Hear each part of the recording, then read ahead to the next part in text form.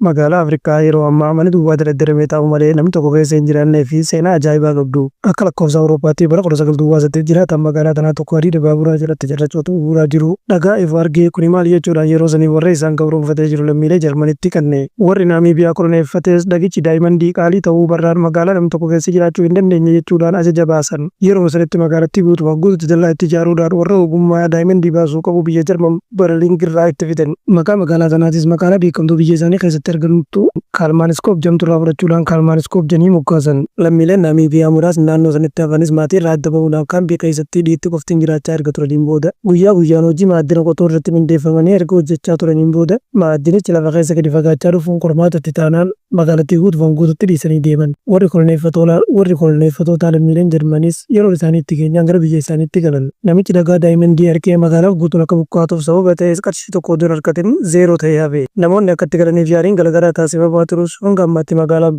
duwwaa taatee hafe. Lammaffaan immoo magaalaatti handoo cheenji jedhamtuu fi biyya Chaayinaa keessatti argamtuu fi Chaayinoonni jaalalaa fi dinqisiifannaa magaalaa Paarisiif qaban irraa ka'uudhaan Paaris biyya teenyatti ijaaruu qabna jechuudhaan ijaarsasii eegalan. Magaalaan Paaris kan ittiin beekamtu Eiffel Tower kan jedhamuu fi hawwata turizimii guddaa idil addunyaa harkisuudhaan beekamti. Kana malees magaalaan Paaris artistootaa fi saayintistoota bebbeekamoo kanneen akka Roonaaldoo Daavinci qabaachuudhaan beekamti. Eiffel Tower biyya Faransaay magaalaa Paaris keessatti argamu kana fakkaata. Kan biyya Chaayinaa magaalaatti handoo cheenji jedhamtu keessatti ijaartes kana fakkaata. Mootummaan biyyattii magaalaa tanaan bayyeessuudhaaf bajeta baay'ee itti dhangalaasee dhaabbilee riyaal isteetii baay'ee hirmaachisuudhaan ijaarus daandiiwwan gurguddoo magaalota biyyattii gurguddoodhaan wal qunnamsiisan irraa abbaa jijaa keessa fagaattee waan ijaaramte hanga yaadame akka jiraattota biyyattii simattee qubsiisuu hin dandeenye. Magaalaan tun guutumaan guututti bu'uuraalee misoomaa hunda guuttattee abbaa warraa 100,000 keessummeessuudhaaf banaa taatus akka ammaatti kan itti galee abbaa warraa 2,000 kan hin caalledha. Magaalonni kunneen guyyaa tokko dabartee fi shaashaa ja'an immoo duwwaa ta'uu isaanii akkuma lallabataniin hafan. Addunyaa tanarra hin dubbatamne malee waan hedduutu jira. Har'aaf xumureen jira. Guyyaatti amatti ragaa qabatamaa sarchii hogootar argattan toora weebsaayitii garaagaraa irraa dubbiseen